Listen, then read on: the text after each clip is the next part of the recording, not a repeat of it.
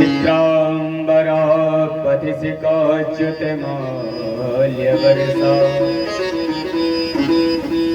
श्रृंगार करके गोपिकाएं आई, कितनी सुंदर झांकी है। युवतियां भी सज गई, नन्ही नन्ही सी बालिकाएं भी सजी, वृद्धा माताएं भी सजी, जिनके एक भी दांत नहीं है वो भी 16 श्रृंगार करके आई।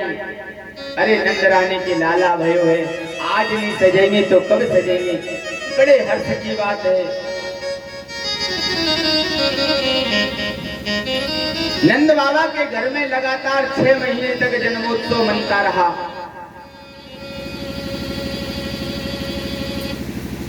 आज नंद जी ने कहा ऐसे उत्सव मनाया गया कि सभी देवता भी पुष्पों की वृष्टि करने लग गए। नंद महाराज जितना लुटा रहे हैं उस उत्सव में, और जितना लुटाया उससे कहीं ज्यादा नंद बाबा के खजाने में रत्नों का ढेर लग गया, मणियों का ढेर लग गया, हीरे जवाहरात कोई कमी नहीं हुई, क्योंकि साक्षात लक्ष्मी जी विराजमान हो गई। जितना लुटाएं उससे दोगुना बढ़ता जाए। नंद कछु इतना जो दिया, घनश्याम कुबेरऊ कीमत बारी, देखत मोह लुटाई दियो, न बची बचिया छचिया न पिछारी। ऐसा लुटाया नंद बाबा ने। आज नंद जी ने गंभीर होकर के कहा कि भैया आप सभी लोग लाला का जन्मोत्सव मनाएं।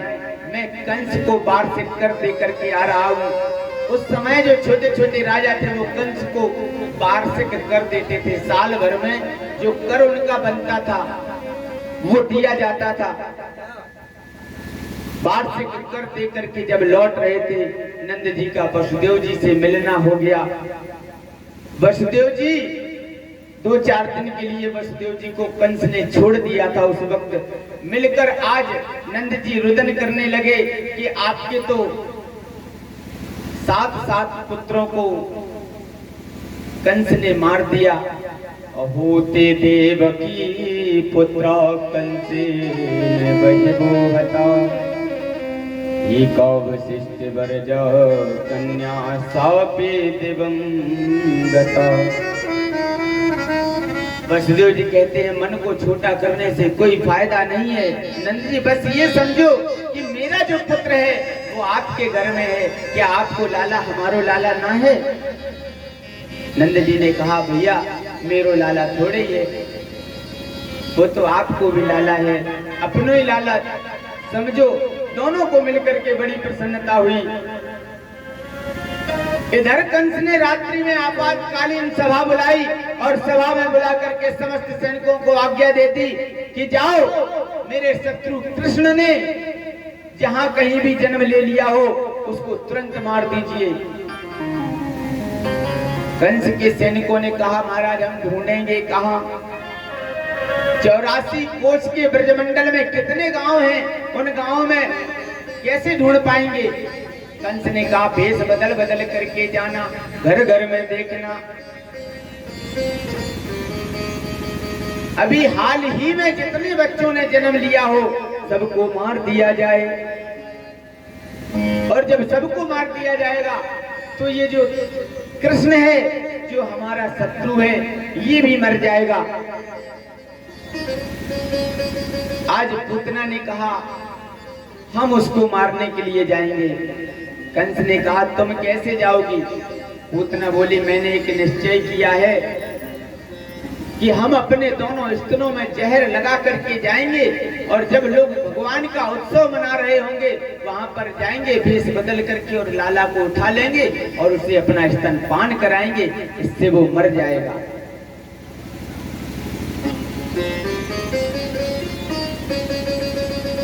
कंस ने कहा किसी ने पहचान लिया तो? पूतना बोली ये जो घूंघट है ये कौन से काम आएगा। हम बहुत बड़ा घूंघट मार के जाएंगे, कोई हमें नहीं देख पाएगा।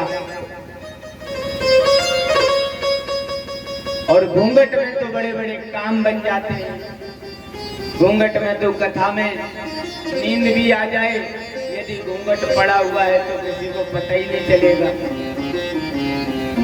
अब भाई बंधुओं को तो घूंघट है ही नहीं, यदि सो रहे हैं तो पड़ोसी को तुरंत पता चल जाएगा, आंख बंद कर रखी है, सो रहा है।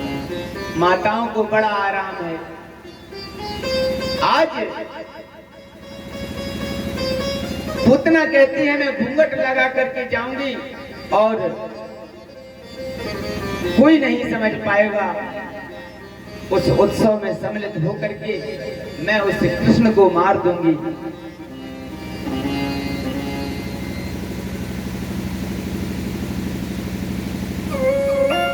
पूतना पहुंच जाती है आज गोकुल में, और गोकुल में पहुंच करके जहां उत्सव मनाया जा रहा है, लाखों नर नारी नाच रहे हैं, कूद रहे हैं, गा रहे हैं, कहीं भंडारे चल रहे हैं, कहीं दान दिया जा रहा है। 50,000 इधर से जा रहे हैं, 50,000 इधर से आ रहे हैं, बड़ी भीड़ लगी रही है। कोई अबीर उड़ा रहा है, कोई गुलाल उड़ा रहा है, कोई गीत गा रहा है, कोई नाच रहा है। पूतना ने सबको देख लिया, सब पूतना को देख रहे हैं कि ये सज धज करके कौन आई है।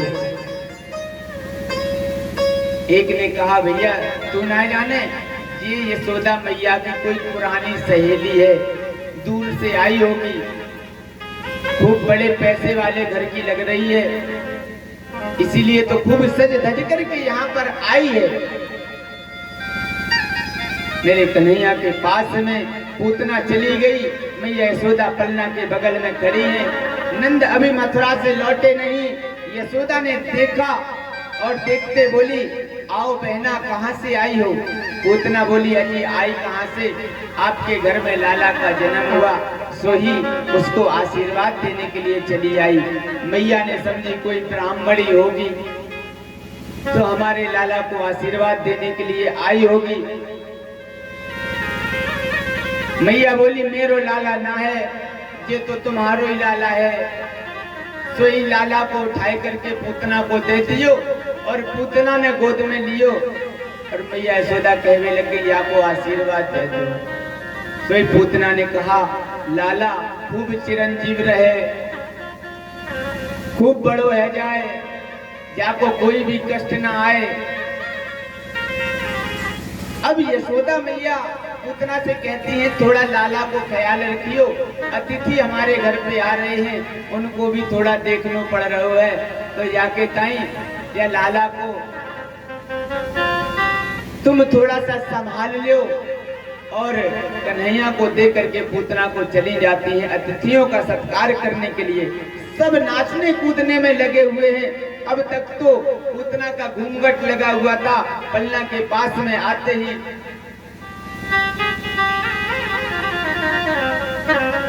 घूंघट को उठाया। आज भगवान ने जब देखा तो देख करके नेत्र बंद कर लिए। सुखदेव जी महाराज कहते हैं कि भगवान ने पूतना को देख करके नेत्र बंद क्यों किए। शायद भगवान के मन में ग्लानि हो रही है कि मेरे 24 अवतारों में 2 ही अवतार श्रेष्ठ हैं, राम और कृष्ण अवतार, और दोनों ही अवतारों में पहले राक्षसी को मारना पड़ रहा है।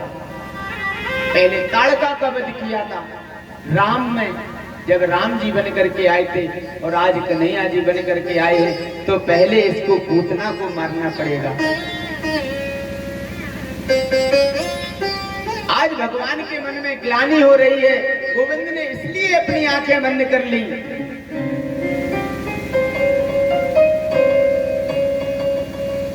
पूतना कन्हैया को लेकर के बाहर आई, जहाँ सब लोग नाच कूद रहे हैं, थोड़ा और दूर लेकर के चली जाती है। कन्हैया को दूर ले जाकर के अपना स्तनपान कराने लगी। साउंच मुंच ताल में तेत्रवासिनी निष्पेद्यमानो किले देव मर्मणि विव्रत नेत्रे चरणों भुजो मुहु त्रिविक्र गोत्र चिपते पूतना ने कन्हैया को गोद में उठा लिया। जहर लगा हुआ स्तन कन्हैया के मुख में दे दिया। मेरे कन्हैया को क्या मालूम, बड़े प्रेम से उस बालक ने स्तन अपने मुख में ले लिया। सुखदेव जी महाराज कहते हैं कि परीक्षित नेत्रों को बंद करके उस दृश्य का दर्शन कीजिए जब भगवान स्तन पान कर रहे हैं।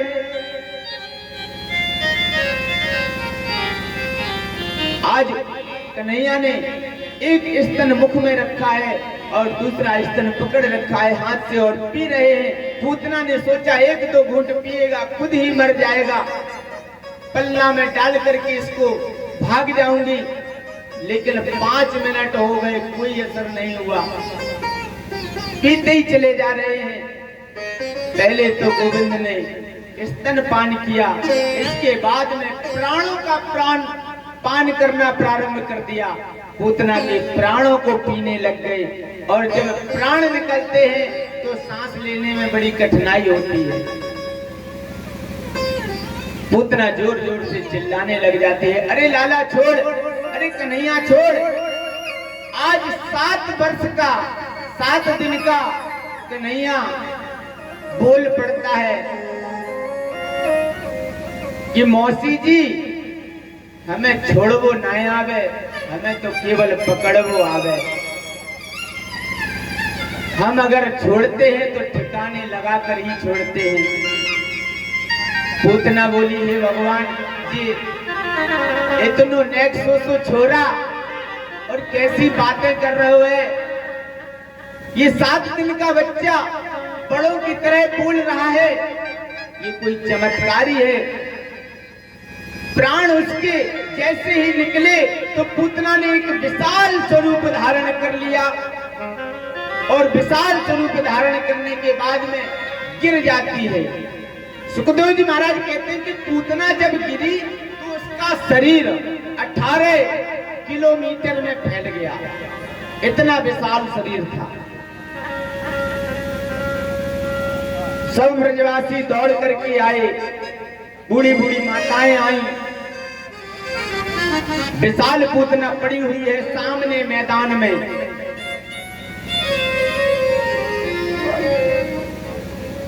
वक्षस्थल पर भगवान श्री कृष्ण विराजमान है। गोप ग्वाल कहने लग गए, अरे यशोदा मैया जी तूने कहा कि तूने लाला को बाको काय को दे दियो, एक राक्षसी की गोद में अपने लाला को दे दियो। आज मैया ने दौड़ करके गोविंद को ले लिया, प्रेमाश्रुओं से कन्हैया के सिर को भिगो दिया। गोपियां बोली ऐसे लाला को किसी को नहीं देना चाहिए। मैया बोली मैं क्या जानू, मैं तो जानू कोई ब्राह्मणी होगी लाला को ख्याल रख लेगी। मुझे कहा पतो कि ये कोई राक्षसी है। सब माताएं बोली कि तुम्हारे लाला को